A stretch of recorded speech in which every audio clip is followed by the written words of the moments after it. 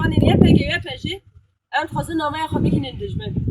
Ya dijminê me tu çi bikî nekî, li porê kezî me jî bikî, li êrişî me bikî, li mejbanî da jî bavê jî, çi bikî jî te asla bi îradeyê me nikarin. Ne dijminek wê bikaribe, îradeyê me bişkînê, ne kesek wê bikaribe. Bandorên me bike. Em şervanên serok apone, em şervanên rêbertî ne. İradeya me kes asla nikare bişkîne. Em xwediyê gelin, xwedî gelê şoreşgerin. Yani tu bikînekî jî asla kes vî welatê nikare dagir bike. Nikare îradeya me bên bixîne û nikare destnedarî xwe ser min veşîne.